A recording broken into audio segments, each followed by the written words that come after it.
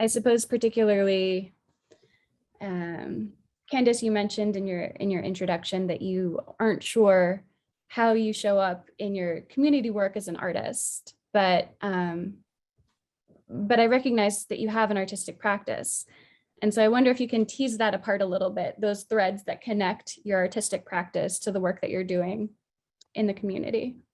Totally. I mean, I think for me, you know, I actually come from more of a performance background than a visual arts background. And so for me, I think the kind of imaginary what if that you mentioned when you're talking about kind of a speculative future, right, is one of the things that is part and parcel of most of the stuff I do. So like, what if our streets were clean enough for us to eat off of them and for every tree pit to be growing food? You know, what if we lived in a world in which every public park was a food forest and everyone was allowed to be there? And what if we lived in communities where we all shared skills, and I made the awesome beer and Azikiwe made the bangin' bread and Will made really good pickles and Jack and Peter were like, we're excellent at like, I don't know, hunting or whatever, you know, like yogurt, I don't know. Like what if we were living kind of in a more collaborative, more integrated, less kind of top-down system, right? And so that, for me, right now, and through life in general, often relates to food, just because I live to eat. And so, you know, I think aesthetics comes into it for me, and I guess I can give an example. I'll share my screen. Look at that. I can give an example in that I often, in my curb work, my project, The Curb, you know, I would collect samples of feral edible plants that grow around the city, and then I would do some citizen science to toxicity test them.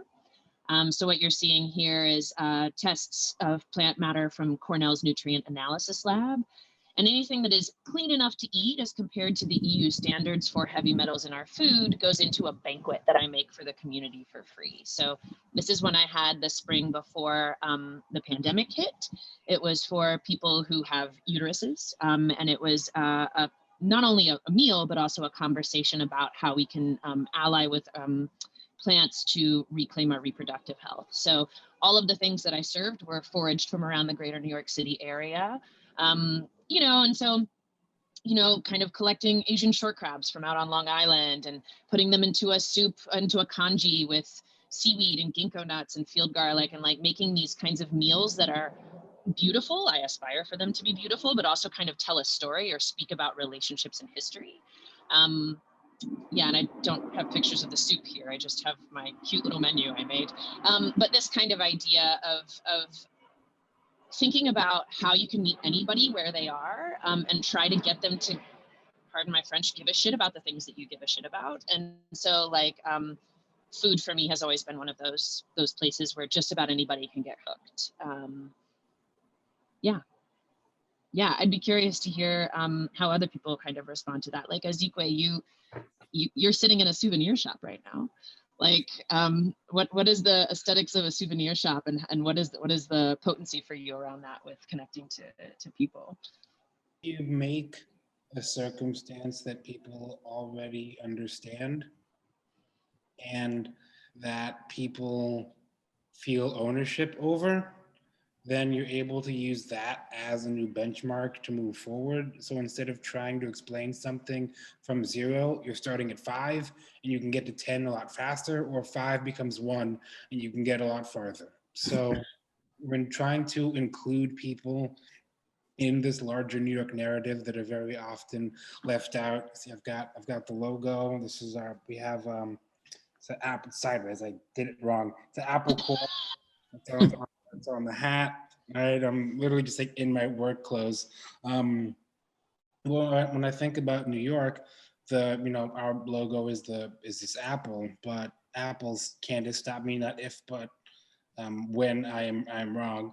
Generally, you can leave them for a week or so, and if you don't touch them, they're kind of okay. But as soon as you poke a hole, then you got a time bomb. You got like 2 days maximum before the whole thing just rots out, because it's a used object. And New York is a place where things are used. People live here, we work here. It's not this perfect circumstance. So within this souvenir shop landscape, trying to include some of the stories of people that often get left out in this more perfect conversation and this more souvenir, an object you hand back to somebody as representative of said place and your memories with said place.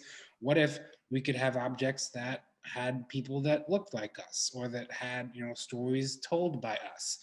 Then that, as because I'm on the South Street Seaport, so there's just tourists coming in here all the time. Some people know that it's an art thing, but I'm not telling anybody. For the most part, people just come in and say, "Hey, you know, umbrellas are $25, t-shirts are 30." And then if they have questions, you know, I'm happy to answer, because you have to meet people where their departure point is, not where you hope for them to leave with you at. Otherwise, it's not going to happen. If it doesn't look good, no one's going to be interested. It's not going to happen. So figuring out something that people are comfortable with, figuring out a way to build in listening, and a way to have it be visually intriguing within a language that people already are familiar with, means that you're going to have a much higher rate of success. I guess I could show you pictures of food stuff. Are you able to pivot your computer so they can see the rest of the store? I don't know, you're like on the iMac or you're... Yeah, no, yeah, look, this is the rest of it. Well, yeah, you're going too fast though, but...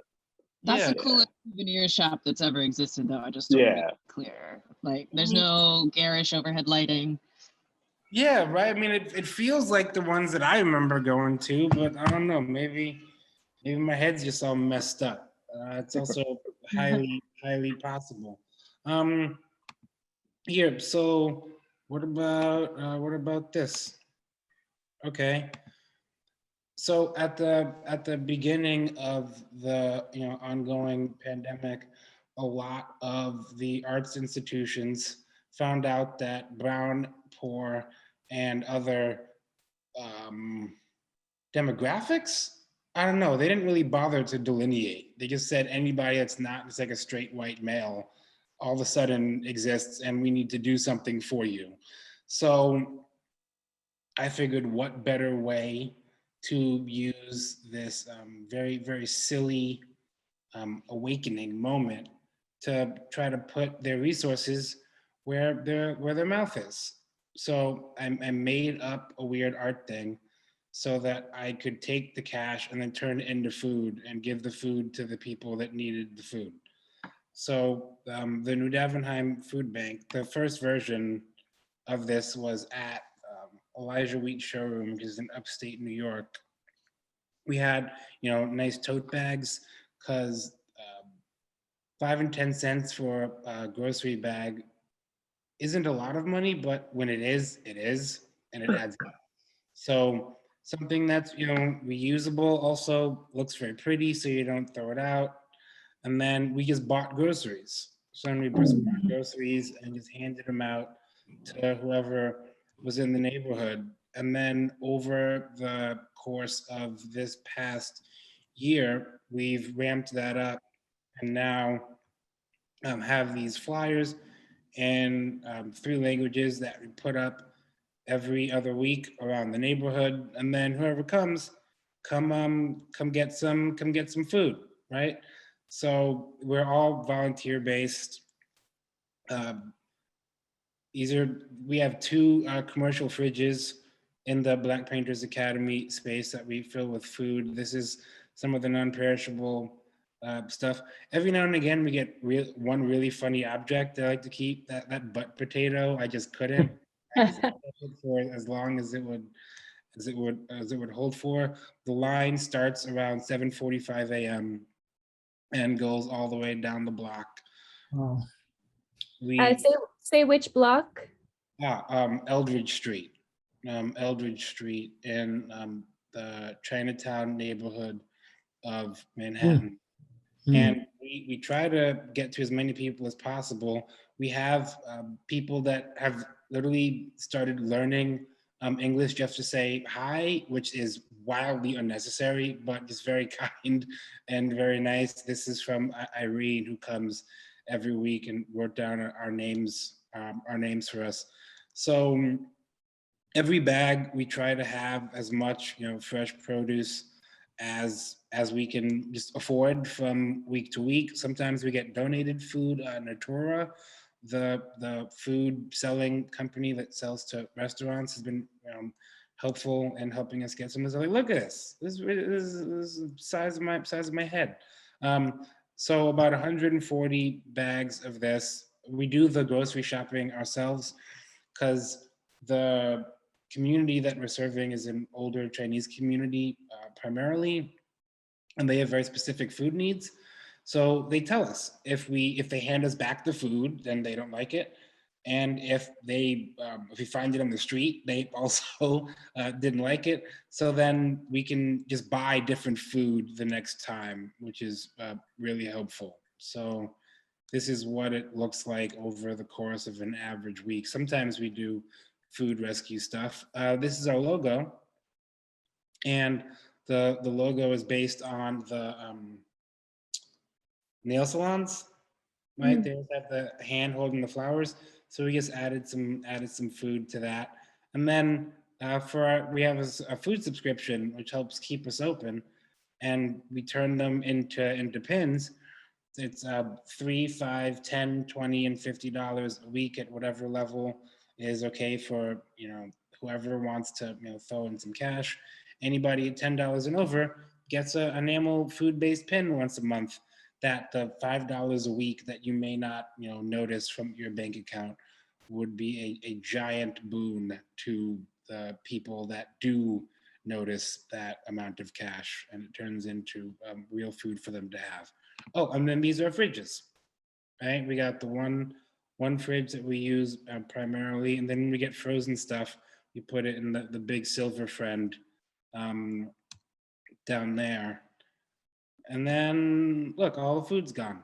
We don't really have overstock. It just goes away at the end of the time that we're here. But And Azikiwe, I know that the name New Davenheim originated in your art practice. And I know that it's a lot to explain, but can you? Super quick. Yeah. I got tired of having to think about what a different place would be because this one sucks so much. A lot of people have tried to see what those places look like by moving to other locations or other towns, like calling up all of your friends and like going to a different state or a different city, but those haven't stuck, right?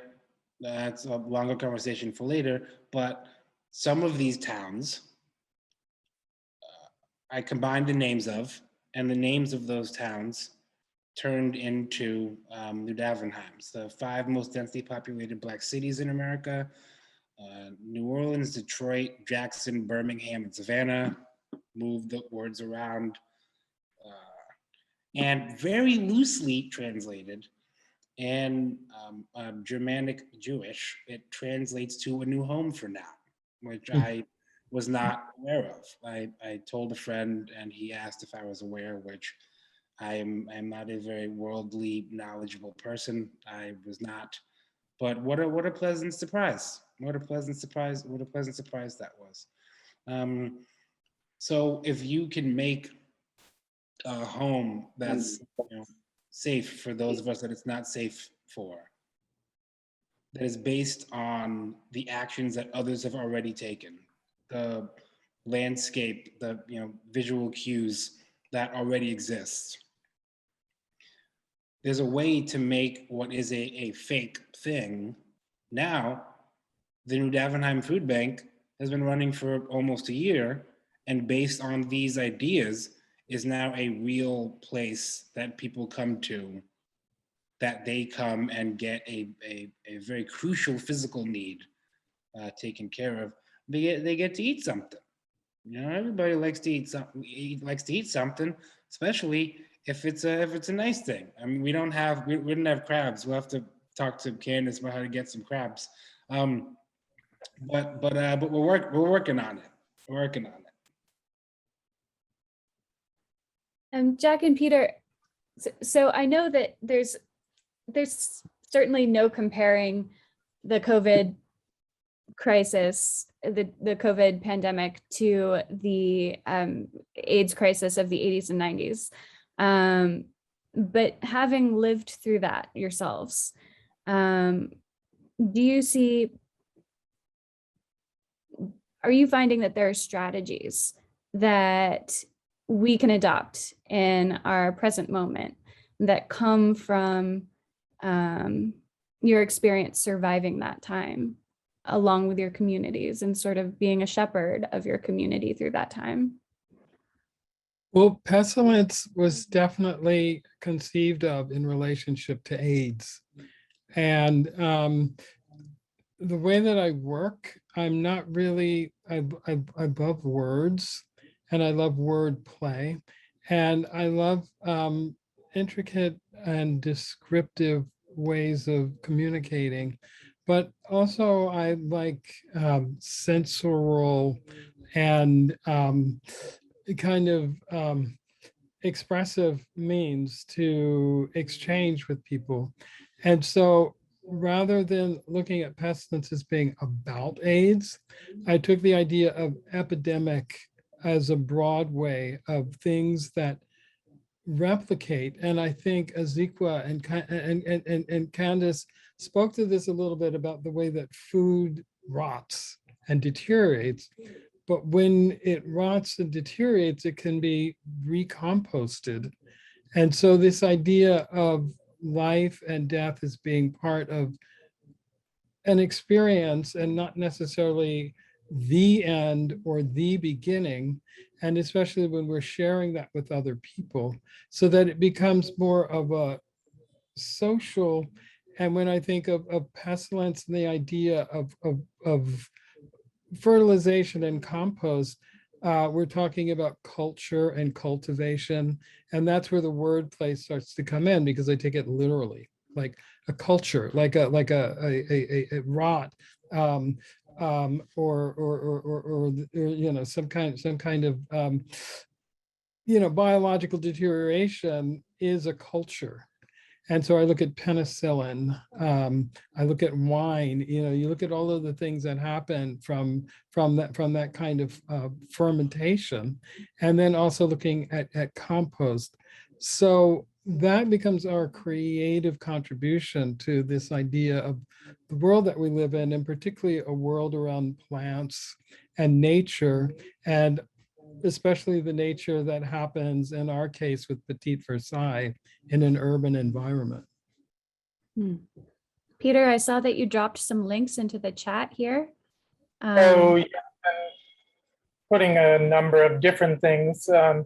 Some are related to Allied, some are my own work, some are the garden itself, but the last one is the link to pestilence, which will broaden your view on that. Peter, can you talk about the garden as a queer space and a community space, and the kinds of things that we've done with parks and recreation and youth and stuff like that?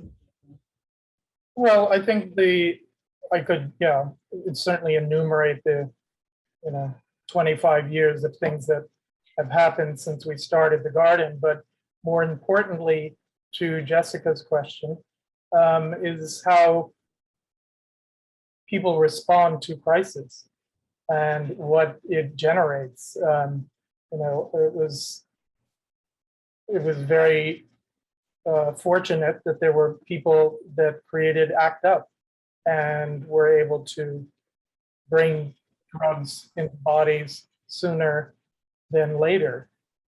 So that's an example of what crisis generates, is the human response to them.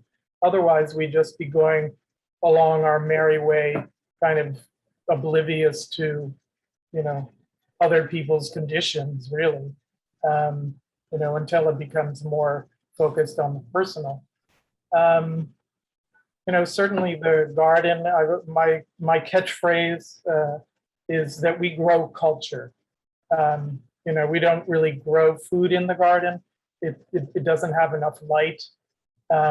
The soil is not great. I actually went out to Roosevelt Island today. There was a soil testing opportunity, and I took a couple samples, and just in 2 areas of the garden, they were, quite different. The one closest to Houston Street obviously had more lead in it. But so we're actually, what we've done with the garden, and following our history with No Rio, is this platform for people to engage. So the garden is a social space. It's an art space, but it's also, just a garden. So when it's open, people can come in and sit there and enjoy it for that. But our focus as artists and as presenters and producers is that we've used it to, reach out to as many different communities as possible. We have our own history of being part of, the AIDS crisis, as we're both HIV positive, is something that we've tried to generate. We've been a part of Visual AIDS, and Visual AIDS was one of our first exhibitions that we did. And just the simple approach of simply gathering images and I'm losing my words in terms of how you protect something. You put a plastic sheet around it. You can jump in with the correct, but and then putting it on a clothesline, and so that it was a way to bring people that are part of that community to the garden, and so that people can meet each other and they're not living in isolation. That is one thing that there is the similarity of COVID, is the sense of isolation that is developing. For an HIV positive person, it's, around, the sexual encounters and the sexual activity is greatly, curtailed, was curtailed, or was never curtailed, depending on how you responded to that crisis. So it's really, it speaks to really how people respond personally to these things. And because we live next door to the space where the garden is, and when it became cleared of what was there, we jumped on it and created the garden, and have continued to do arts programming for 25 years.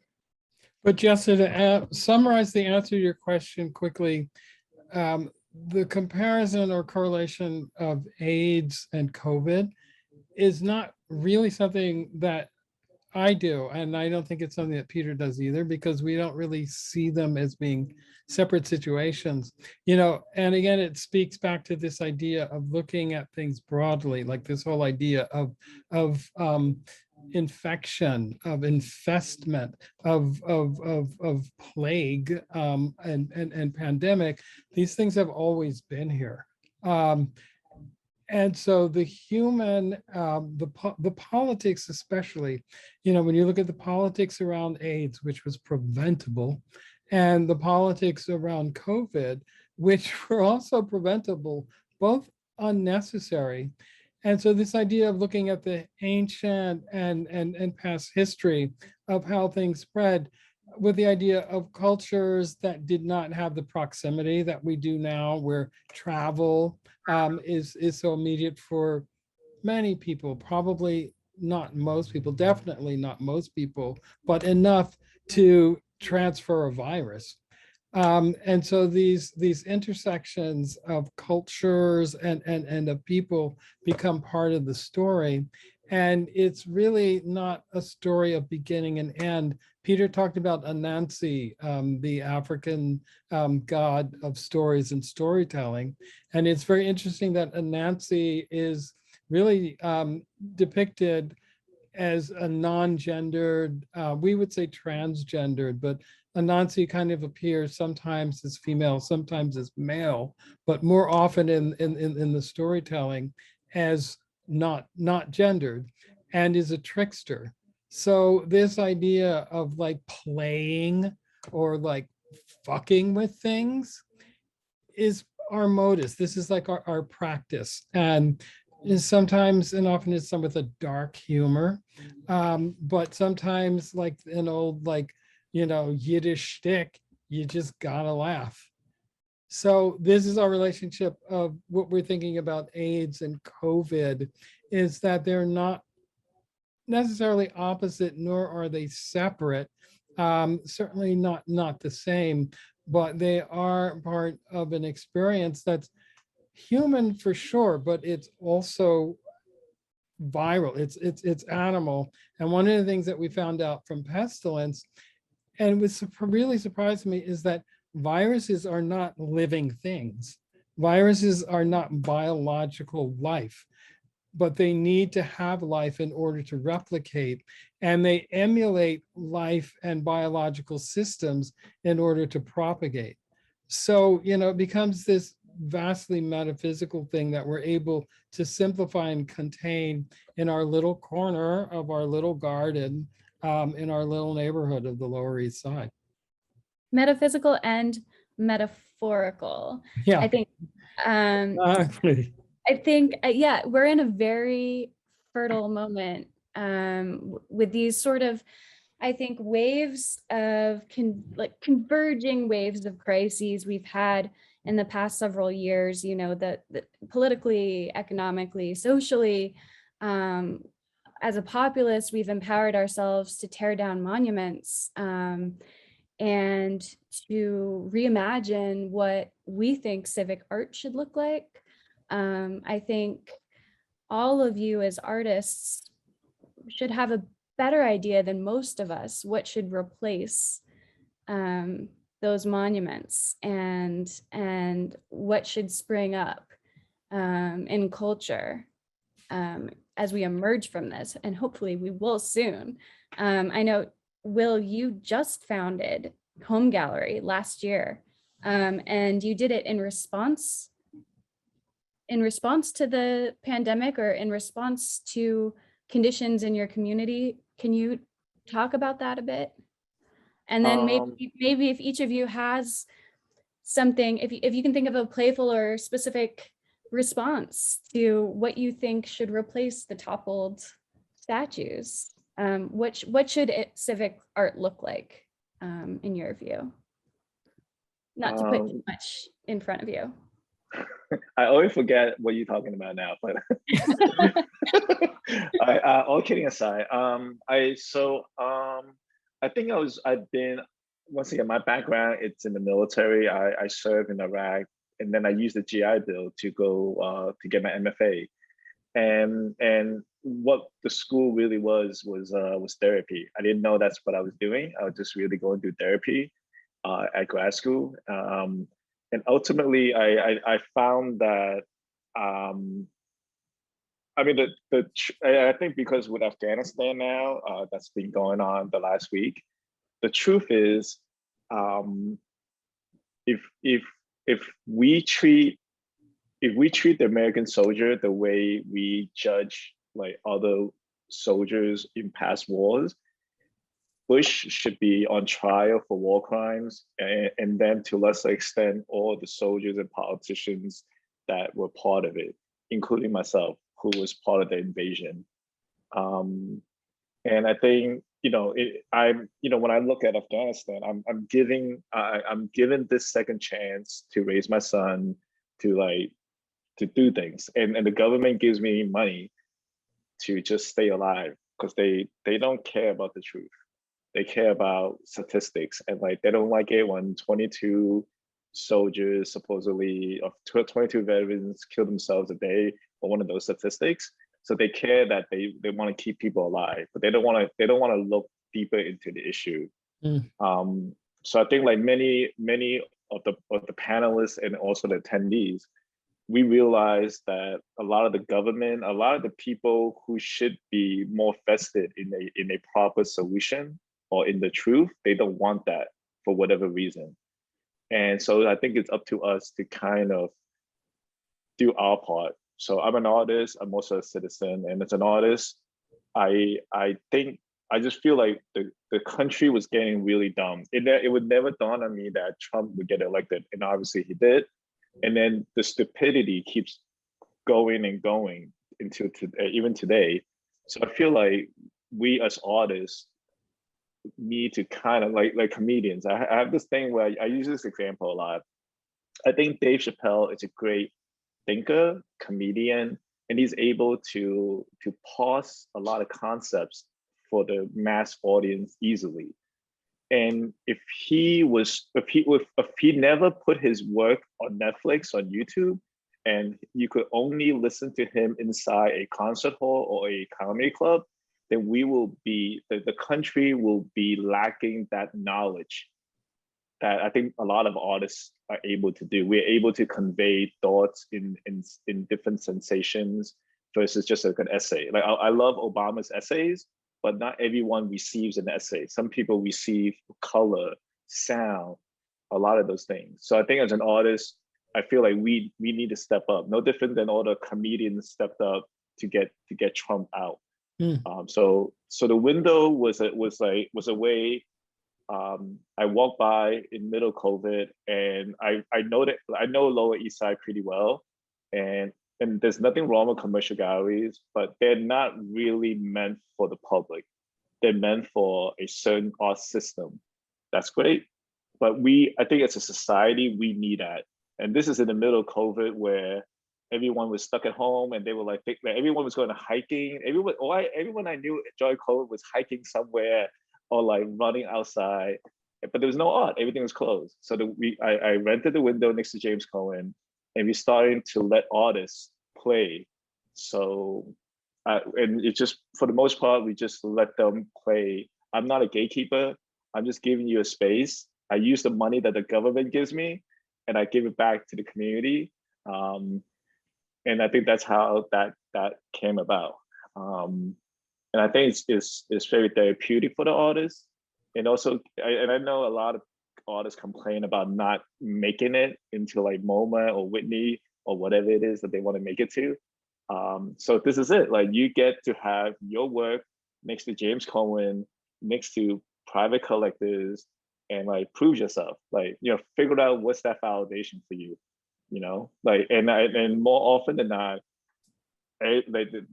my window has a lot of like audience, and they would stop, they will look, and I think that to me is what's important, And then when you have good audience, if you could prove to a gallery that you have an audience, eventually you could go up that ladder.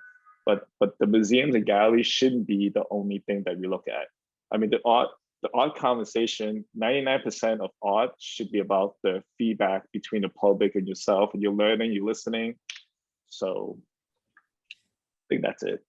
Azikiwe, did you have something you wanted to jump in on? I saw you had your hand up. I just wanted to share something based on what Will was saying around the military hating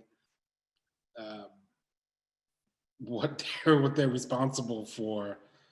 So many veterans choosing to leave this space. A friend of mine worked at a unnamed ad agency, and one of their main clients were a variety of branches of the military, and their main task was to always outbid for the words suicide, voluntary death.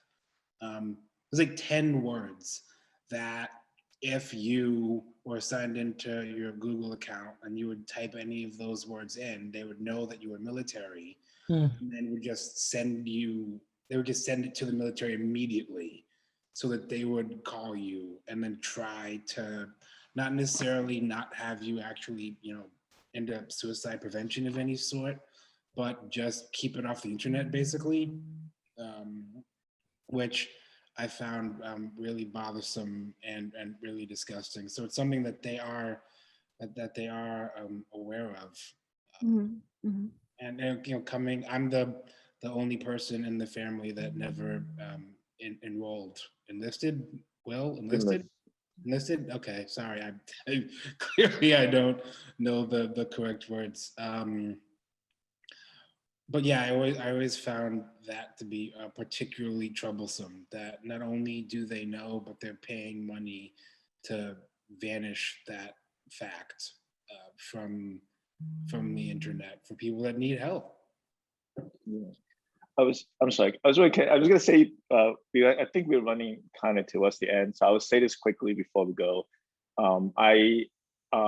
To whoever's listening now, and to whoever's gonna watch this down the road when we post it, I hope, I always kind of come to these panels and I feel like we're just talking among ourselves, but I think, to go back to the topic of artists as civic leaders, I came into this about a year and a half ago because Guadalupe Maravilla was doing that mutual aid, and I started helping him.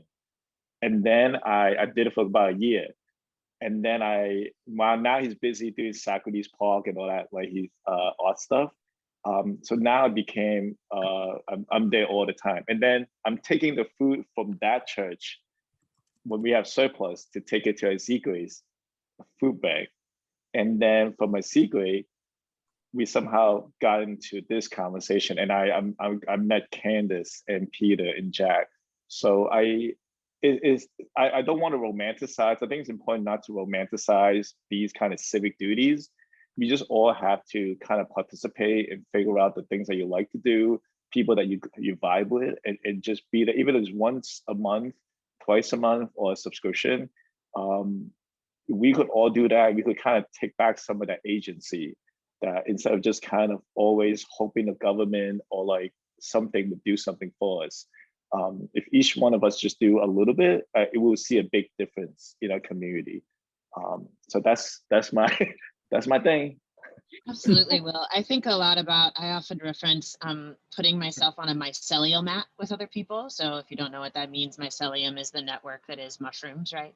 And so like, it was so awesome to meet the two of you and to see the work you're doing, and then to be in this conversation, and to like, now I want to like take some plants to the Petit Versailles, this idea that we can kind of build these networks. And Buckminster Fuller is a problematic dude, but like the idea that we can build a system that renders the old one obsolete, And I think it's really interesting, this idea of like legibility, right? Like the way you can make something legible to the public, and all of a sudden then that makes it legible to art institutions. Like, oh, people care about that? Oh, we care about it too. Like, and do we actually even need them? I don't know. But it's interesting, even this idea that like, they know that they have to buy the Google search terms for suicide in order to keep it off. Like, how do we make that, how do we bypass that gate? You know what I mean? And make that kind of, that's really potent. I just went on a tangent. Yeah, that's it. That's all I got. No, we appreciate that tangent. A lot of good stuff there. It should also be said that, William, your gallery is a window. It's a window that, for people who don't know it, it's street level, and it is about 1 story high, roughly, and the entire content of the gallery is visible in this window space, which is a sort of narrow space. So in many ways, the work that you do there, the work that you host there, shows up in a similar way to a monument, to a public sculpture. It is very much art that becomes for the people in a way that art that normally would reside in a gallery can't. And I think in many ways, all of your projects are visible in some form or another to the public. And you've created these inroads that for access that in many ways, a lot of artists working in other parts of the art world aren't able to be as visible. So I think I'm just wondering, to go back to the idea of what, and also considering that, in many ways, private funding has failed artists in the art world. We are in a moment when governments, from city governments to all the way up to the federal level, are looking at funding culture in a way that they hadn't before. What should happen with that? I forgot that that was the question. We just talk about this cool stuff. Well, go ahead. Talk about whatever. No monuments, spaces for people. Instead of building a bronze sculpture, do what Jack and Peter have done and make a physical space for humans to enter. And in that space, then, because monuments are of people, right? So why have it be one bronze person instead of like 3,000 regular humans that can just come and go and then talk about the things that are supposed to be the conversation topics sparked by the bronze sculpture. The bronze sculpture can't get down and do anything at the end of the day.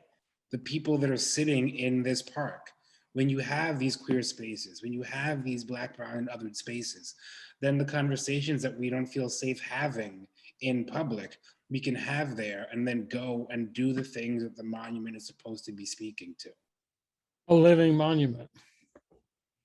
It's funny, Jessica, that you would bring that up, because I was thinking the very thought I was thinking that very thought myself today, which was, I was kind of preoccupied, which I am a lot, with living with my dead. I live with a lot of dead people. And AIDS has a lot to do with that. And of course, my age has a lot to do with that. And now COVID, has even more to add.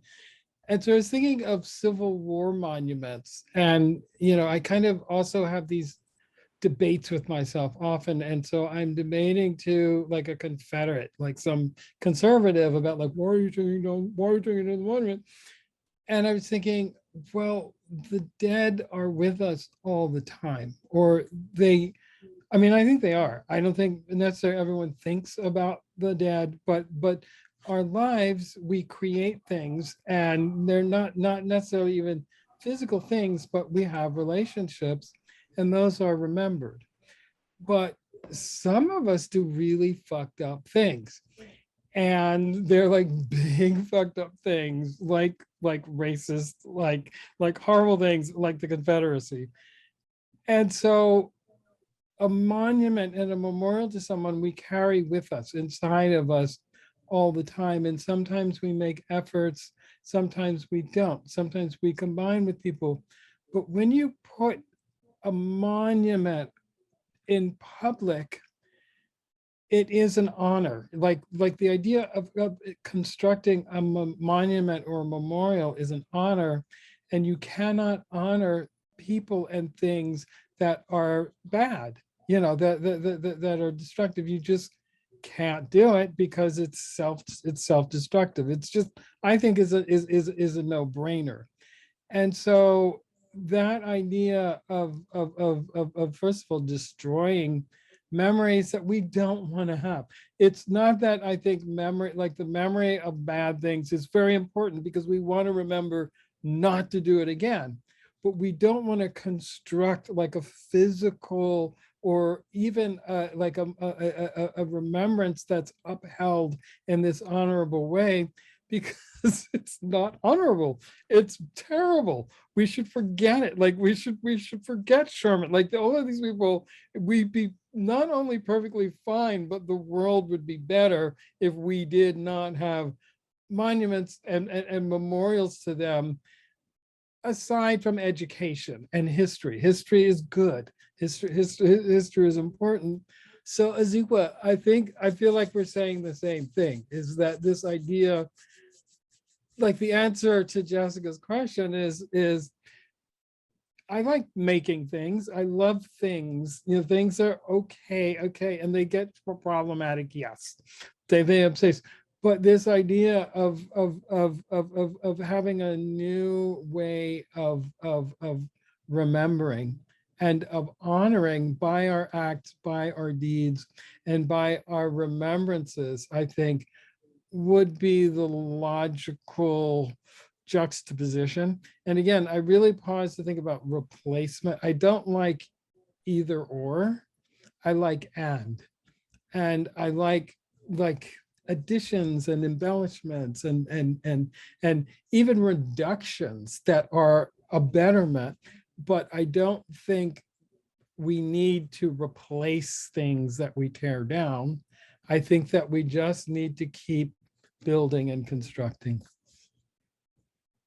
I mean, for me, listening to everyone is that what's amazing is that we do have these kind of brick and mortar spaces where people can meet in person, and we're not, we seem to be being pushed to this internet and the little box that is framing us on the computer, which is, very isolating, even though it may be, it's just a matter of how people are developing in their means of communicating. But there's something about the ephemerality of it all as well. And I think that's why people do set up monuments, and because somehow they're supposed to be the things that last. But I think what's more important to us, or at least to me, is knowing that what we're doing may not last, and that it is just this moment of, physical and personal expression that, that is trying to communicate to the public. It's not, it's not that we're, working in a vacuum, that we're actually trying to engage with a wider community. And that's what's, really essential, because it's just that simple gesture of, reaching out your hand to someone, or, looking them in the eye and having that acknowledgement that is so, so powerful. So, Well, as an ABC Norio kid, I can say that the experiment works and the effects are lasting. So thank you kindly. That's where I remember you from. I thought you looked familiar. Yes. Around there very, very frequently. Yes. and that's what speaks to the different generations, because we were there, we started in, 83 with our first exhibition, and were offered the, directorship, as it was. And we were there till, 1990, when we finally incorporated them with their own nonprofit. But there have been generations of people that have, helmed that space, and the fact that it's still going and it's still, waiting to be, reborn in a physical space. It still is going on with programming in Brooklyn and at Soto Velez, and, and online as well. So it's these things, as Candace said, the way the tendrils reach out, sometimes they reach out in very vast ways, and then they rebuild beyond where, where it seems like those connections have died, but they're actually just transformed in a wider circle. And that's all I think that we can hope to affect by our actions, is giving somebody, saying, oh yeah, there's an empty store from down the space.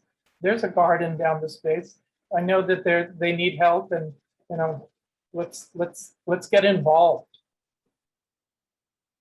And to that end, before we close out, I'd like to just circulate once around the screen and have everybody just say the URL that they would like to be public, for posterity, where people can go to support your projects.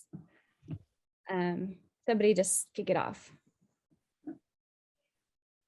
Okay, well, Allied Productions / Le Petit Versailles. Here, I'll put it in the chat again. There it is. I'll say pestilenza.com. You might want to add that in the chat as well. Oh yeah, I think so. Spelling. It's Italian. Yeah. It's embarrassing, but I think the easiest one for me is an Instagram handle. I don't have time to build a website right now. So I'll put that in the chat, but the best place to find me and find all of the other projects that I work on is an acronym called the CURB. There's some underscores in there, so I'll put it on the thing. But yeah, the CURB, you can find me there. Blackpaintersacademy.com. All the different stuff is in there. the link is really silly because there's a bunch of PayPal stuff over there. So apologies, but just blackpaintersacademy.com.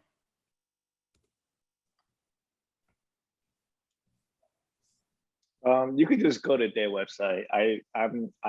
Yeah, don't go to me, just go to them. What a humanitarian. Thank you, Will. And thank you all of you for joining. Thank you to our attendees. I meant to leave a bit more time for questions, but I trust that if people had any more that they wanted addressed, they would have put it into the chat. And I hope that this is the first of many conversations that we have around this subject. So thanks everyone for joining. Thank you, Jessica. Thank you very much, Thanks so Jessica. much. And thanks everybody. This was very nice. And I'll come by on Tuesday, Candace. Yeah, I'm gonna holler at you. I'm gonna come to Petit Versailles. I'll see you then. Yay, yay. Thanks, y'all. At Have a 8 good o'clock. night. Thank you, All right. everyone. Take You care. breathe deep. Breathe long. Breathe well. And remember to exhale. Oh, Thanks, Jessica. Take care, William. Take care, bye. bye everybody.